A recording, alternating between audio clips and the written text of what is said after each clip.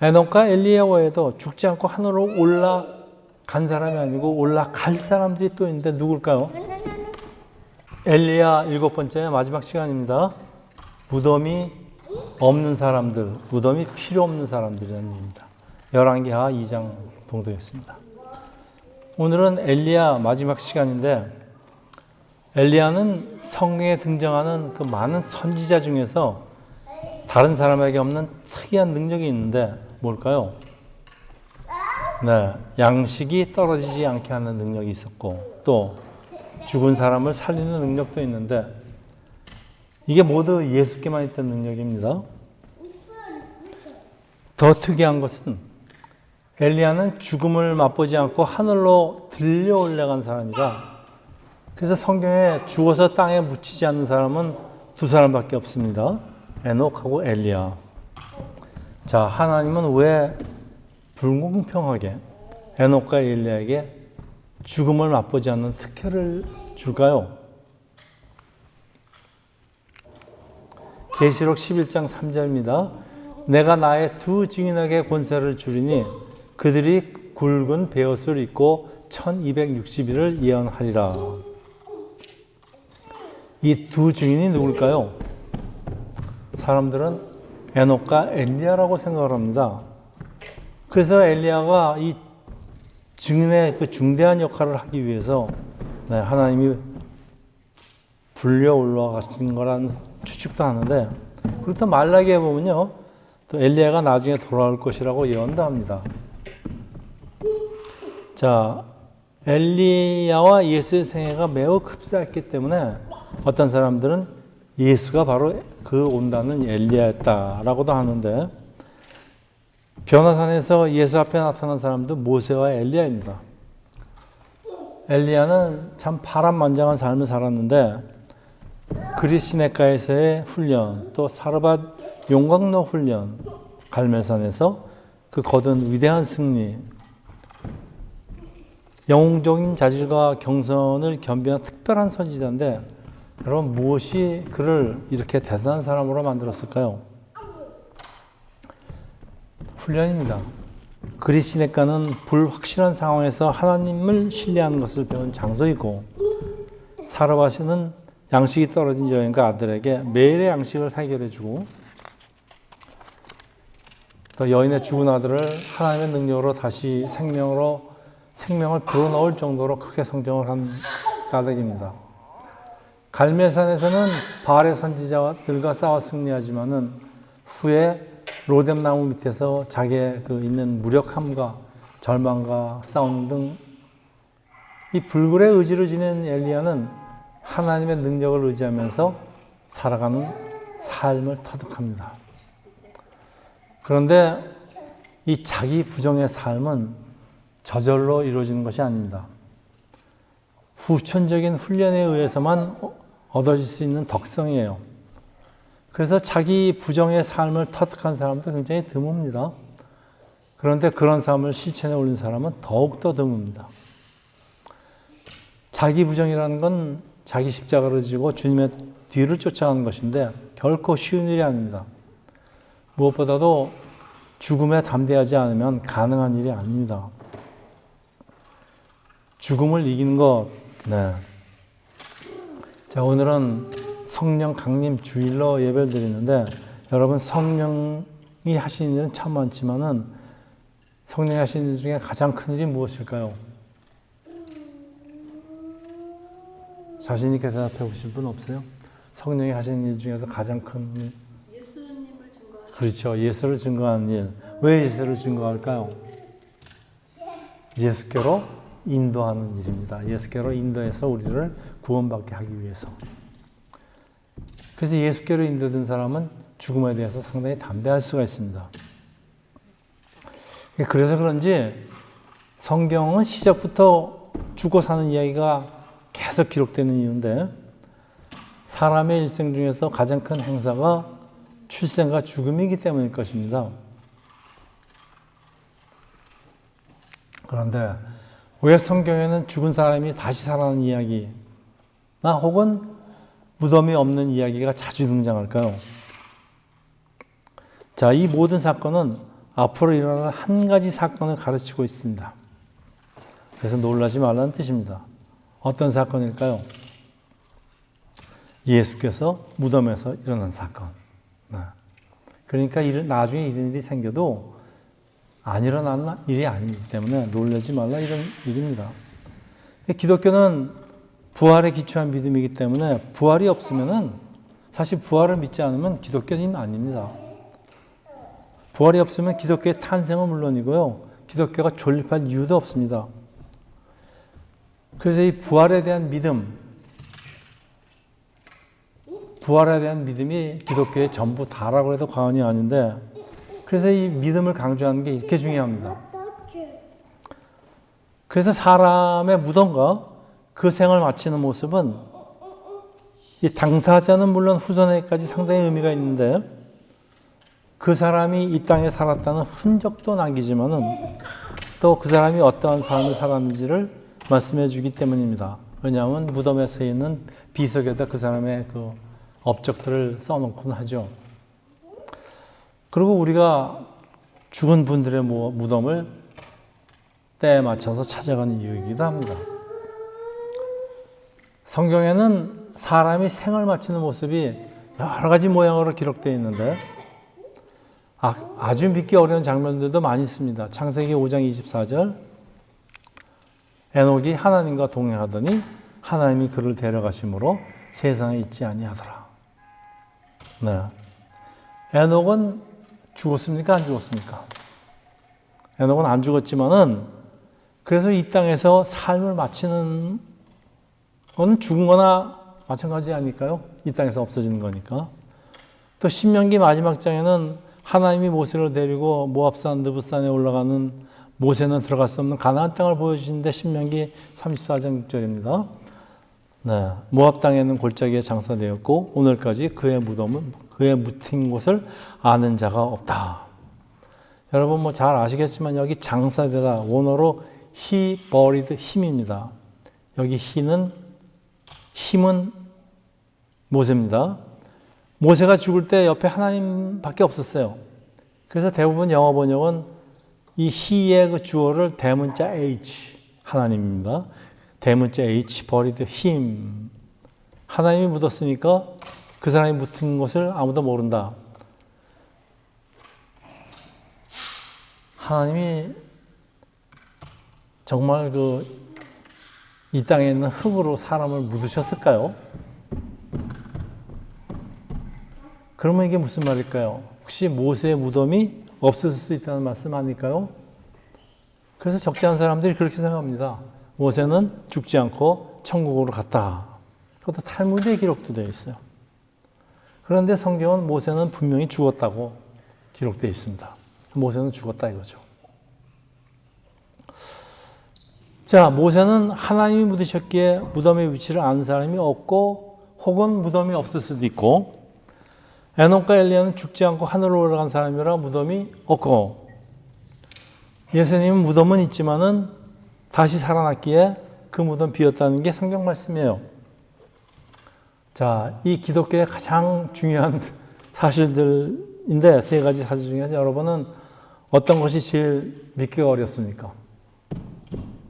이 세 가지 중에. 응? 부활해서 무덤이 없다. 그게 제일 믿기 어렵습니까? 하늘로 올라간 게 더 믿기 어렵지 않을까요? 자, 믿기 어려운 이유는 뭐예요?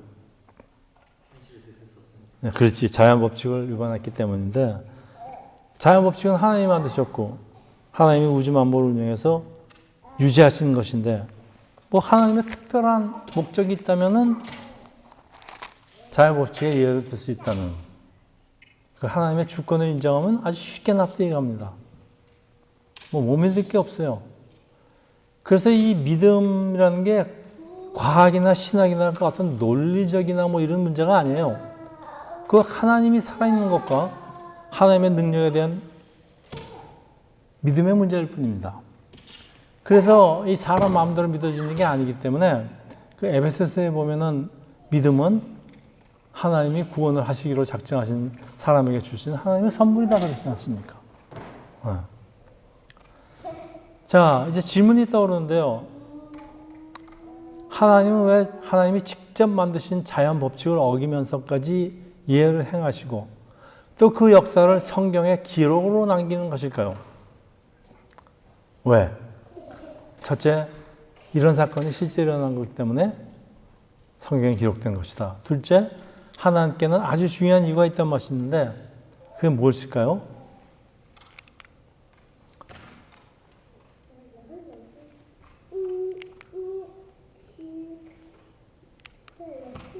우리에게 중요한 진리를 가르쳐 주시기 위한 건데 사람의 삶은 이 땅에서 끝나는 것이 아니라 또 다른 삶이 연속하여 있다는 사실을 알려주기 위함입니다. 사람들이 죽고 나면 끝이다 라고 생각하는 사람들이 많기 때문에 하나님은 그거 아니다. 이거 알려주시려고 이렇게 하나님이 자꾸 예를 두십니다.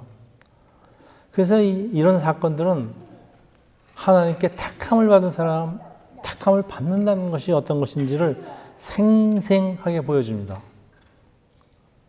그래서 히브리어나 헬라어에 죽었다라는 동사와 잠잔다는 동사가 같은 동사입니다. 그리고 크리스찬이 죽으면 죽었다 그러질 않죠. 성경에는 잔다라고 많이 기록되어 있습니다. 우리 사도행전에도 보면은 그 순교당하고 나서 잔다, 잔이라 이렇게 되어 있습니다. 그래서 죽었다고 하지 않고 하나님이 데려가셨다, 뭐 소천했다 그렇게 얘기를 합니다. 그 우리 크리스찬이 살게 될 곳은 하나님 곁이라는 말씀이에요. 그래서 크리스찬은 죽음에 담대할 이유가 있습니다. 왜냐하면 하나님 곁에서 살아가는 그 영원한 삶이 기다리고 있기 때문입니다. 그래서 죽음을 두려워할 필요가 없다는 얘기입니다. 자, 열왕기에는 이스라엘 모든 왕들의 역사가 기록으로 남아져 있고 하나님이 엘리야를 하늘로 데리고 가실 때는 BC 기원전 한 850년경으로 그리고 엘리야가 승천하는 것을 목격한 사람들도 많이 있다고 성경은 기록하고 있어요. 많은 사람이 봤습니다. 열왕기 하 2장 7절에서 8절 선지자의 제자 50명이 가서 멀리 서서 바라보며 그 두 사람이 요단가에 서 있더니 엘리야가 겉옷을 가지고 마라 물을 치며 물이 이리저리 저리 갈라지고 두 사람이 마른 땅 위로 건너더라. 저는 이 장면이 참 멋있을 것 같아서요. 아무리 찾아봐도 이 장면이 없어요. 엘리야가 겉옷으로 요단강 물을 쳐서 가르는 것이 그런 걸 미뤄봤을 때 여러분 엘리야가 늙어서 죽은 거 아니라는 얘기죠. 모세 역시 하나님이 데려갔을 때 눈도 흐리지 않고 기력도 쉬지 않았다고 성경을 기록합니다. 그리고 에녹이 하나님과 동행하더니 하나님이 그를 데려가심으로 세상에 있지 아니하더라. 네. 여러분 이 세 사람한테 특징이 있는데요. 뭘까요? 네, 세 사람 모두 늙어 죽은 것이 아니란 말씀이에요. 사람은 꼭 늙어야만 죽는 거 아니라는 얘기입니다. 이 더 흥미로운 게 있는데 세 사람 모두 무덤이 없다는 사실. 그래서 하나님이 좀 일찍 데려가신 사람은 무덤이 없거나 혹은 무덤이 있어도 없는 거나 마찬가지란 말씀인데 왜? 어차피 또 다른 삶이 있기 때문입니다. 무덤 같은 거는 있어도 그만, 없어도 그만. 그런 말씀 아닐까요? 그리고 이런 일은 하나님의 백성 우리 크리스찬에게도 똑같이 적용된다는 말씀 아닐까 생각하는데 예수께서 재림하실 때 나도 부활한다는 것을 믿는 크리스찬은 죽음에 대해서 담대해야 합니다.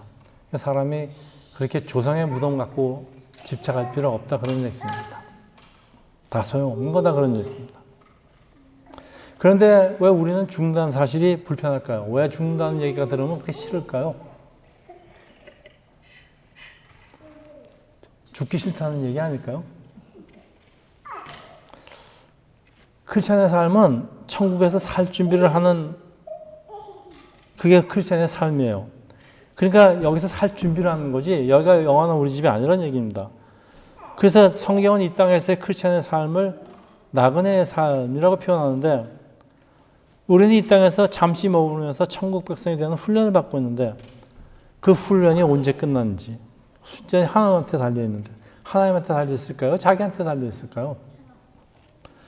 나는 왜 일찍 데려가시나? 왜 우리 사랑하는 사람을 일찍 데려가시나? 하는 질문은 사실 의미가 없어요.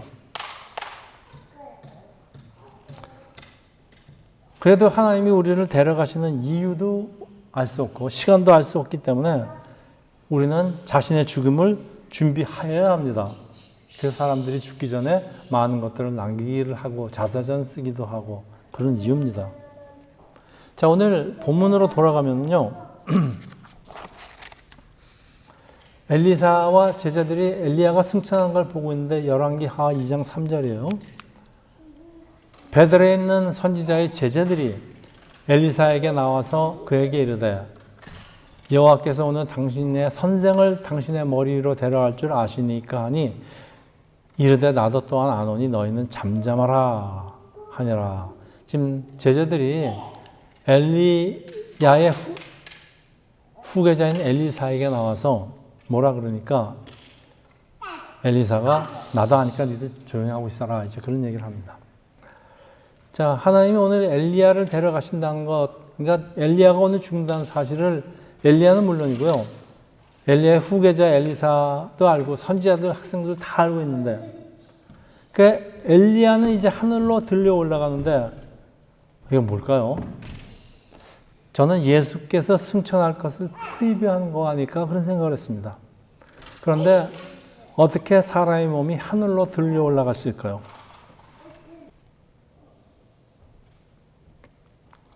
열왕기하죠. 2장 11절입니다.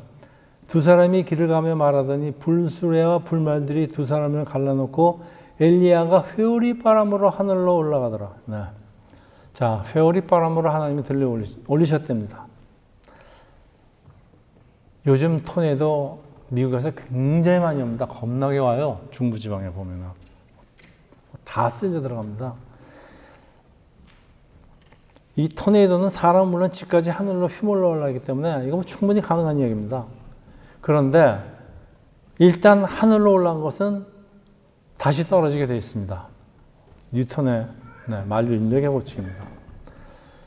그래서 사람들이 엘리야가 하늘로 아주 올라간 것이 아니고 어디로 떨어졌는데 그 떨어진 것 우리는 모른다. 이게 선지학교 학생들의 생각도 이래요.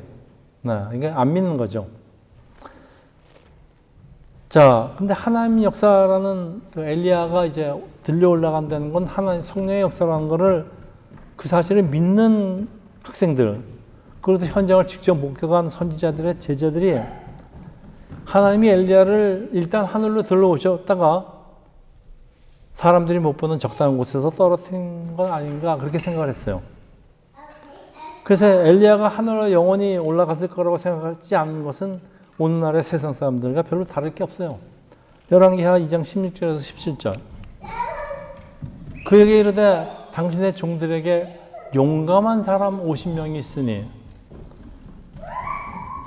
왜 용감한 사람이 왜 필요한지 모르겠는데 청하건대 그들이 가서 당신의 주인을 찾게 하소서. 염려하건대 여호와의 성령이 그를 들고 가다나 어느 산에나 어느 골짜기에 던지셨을까 하나이다 하니 엘리사가 이르되 보내지 말라 하나. 이건 성령이 하시는 일이 아닙니다.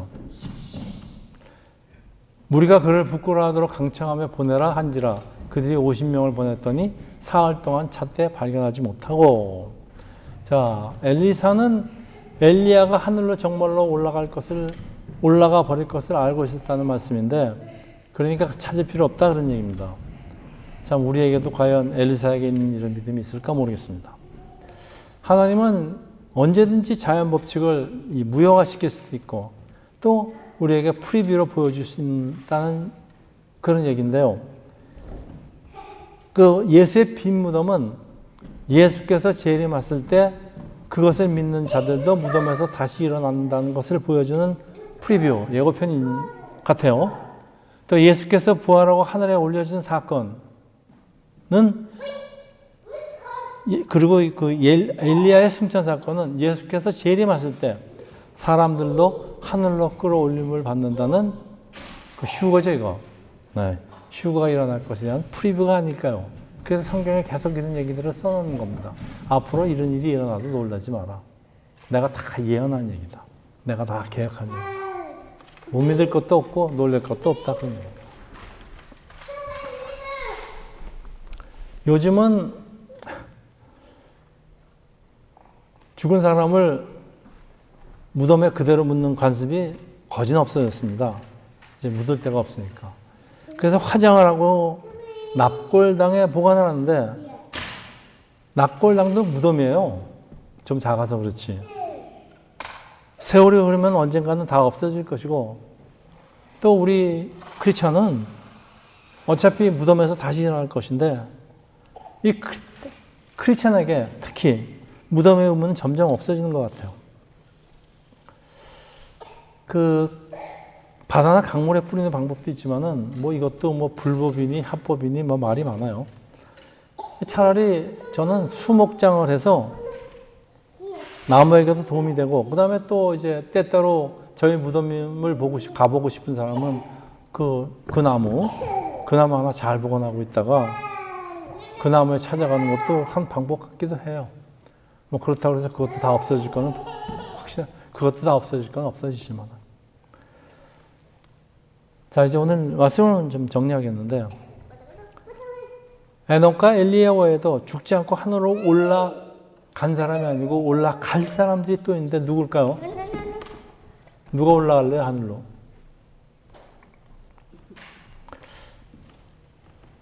네, 상당히 드물진 않은데 숫자는 많은데 최소한 우리한테 해당될 것 같진 않아요. 장차 예수님이 재림하실 때 언제인지 모르지만은 그때까지 살아 있어야 되는 크리스찬들이에요. 저는 아닌 것 같아요. 자, 우리가 살아 있을 때 예수께서 다시 오신다면은 뭐 우리는 죽지 않고 좀 고상하게 표현해서 죽음을 맛보지 않고 하나님께서 계신 곳으로 직행할 것인데 그게 과연 좋을까요? 예수님도 십자가에서 돌아가셔서 죽음을 맛보셨는데 예수님 제자가 자기 혼자만 죽기 싫다고 살아난다? 그것도 좀 그럴 것 같아요. 그리고 진짜 문제가 있는데 이 체중이 많이 나가는 분은 어떡할까요? 올라가다 네. 그 초대교회 신자들도 예수께서 곧 오실 줄 알고 기다리고 있는데 몸무게는 자꾸 늘어나고 소식은 없고 나는 자꾸 늙어가는데 내가 죽을 때까지 안 오시나 안 오시면 어쩌나 하는 그런 걱정을 하고 있었어요. 그래서 이제 사도 바울이 예수 재림이 늦어지는 걸 보고 두려워한 데살로니가 교회 성도들에게 편지를 쓴 것이 데살로니가 전서 4장 16절에서 17절. 네. 주께서 호령과 천사장의 소리와 하나님의 나팔 소리로 친히 하늘로부터 강림하시리니 그리스도 안에서 죽은 자들이 먼저 일어나고 그리스도 안에서 죽은 자들이 먼저 일어난답니다. 그 후에 우리 살아남은 자들도 그들과 함께 구름 속으로 끌려올려 공중에서 주를 영접하게 하리니 그리하여 우리가 항상 주와 함께 있으리라. 여러분 둘 중에 어떤 게 좋을 것 같아요? 둘 다 좋아요? 난 그래도 하늘로 올라가면 좀 겁날 것 같아요. 고소공포증이 있어서. 네. 자, 우리가 죽은 후에 예수께서 온다고 해도 그리스도 안에서 죽은 사람이 먼저 일어나서 하늘로 올라갈 것이니 뭐 쓸데없는 걱정하지 마라. 그런 충고 같아요.